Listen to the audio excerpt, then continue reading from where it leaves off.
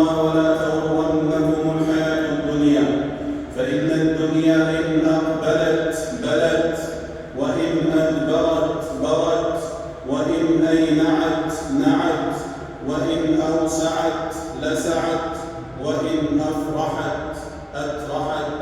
وما الدهر إلا دولة ثم صولة، وما العيش إلا صحة وسقام. قل متاع الدنيا قليل والآخرة خير لمن اتقى ولا تظلمون فتيلا.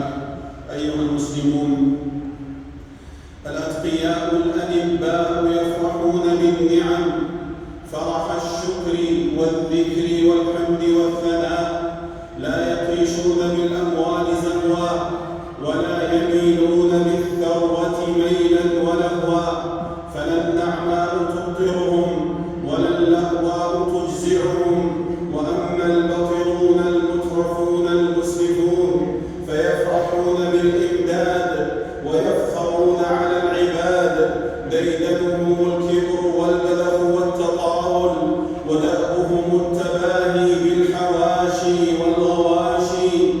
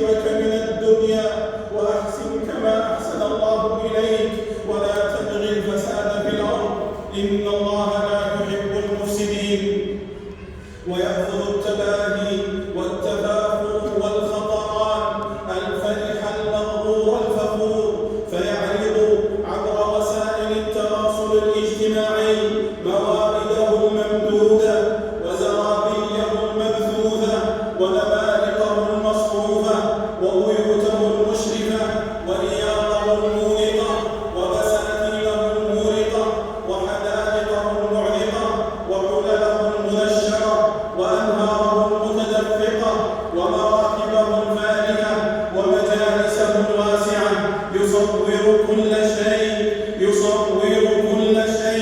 ويظهر ويشهر كل شيء ليذكر ويعرف وتشير إليه الناس بالأصابع ويكثر له المشاهد والمتابع، وما ذلك إلا خفة واختيان وحماقة مجردة لا تعود على صاحبها في آخرته بنفع ولا شفع.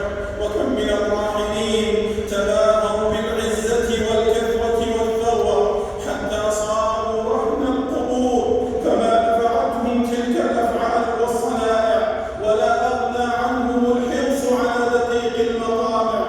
قال تعالى: ألهاكم التكاثر حتى زرتم المقابر، كلا سوف تعلمون ثم كلا سوف تعلمون، كلا لو تعلمون علم اليقين لترون الجحيم ثم لترونها عين اليقين ثم لتسألن يومئذ عن النعيم. وأين أهل المنازل والدور؟ أين أهل المنازل والدور؟ وأين قياصرة القصور وغرامزة الدهور؟ وأين الآباء والأجداد؟ وأين المريض والعمال؟ وأين من مضى من مزار؟ وأين من مضى من إياد؟ وأين ثمود الذين جابوا الصخر بالواد؟ وأين عاد إرم ذات العماد التي لم يخلق مثلها في البلاد؟ فاتق الله أيها المتباهي المختال، فاتق الله أيها المتباهي المختال، وانزل عن التباهي اختيارا قبل أن تنزل منه اضطرارا، فإنك عبد ذليل محصور ضعيف مقهور محاط بك من تحتك ومن فوقك، لا يليق بك التكبر ولا التجبر ولا التيه. وبئس العبد عبد تخيل واختال ونسي الكبير المتعال، بئس العبد عبد تجبر واعتدى ونسي الجبار الأعلى، بئس العبد عبد سهى ونهى ونسي المقامر والبناء، بئس العبد عبد عتى وطغى ونسي المبتدى والمنتهى. عن أبي هريرة رضي الله عنه أن رسول الله صلى الله عليه وسلم قال: بينما رجل يمشي في حلة تعجبه نفسه مرجل رأسه يختال في مشيته إذ خسف الله به فهو يتجلجل في الأرض إلى يوم القيامة، متفق عليه. وقال الله وإياكم طرائق البطلين المختالين وأسبغ علينا أثواب المتواضعين الشاكرين. أقول ما تسمعون وأستغفر الله فاستغفروه ويا فوز المستغفرين.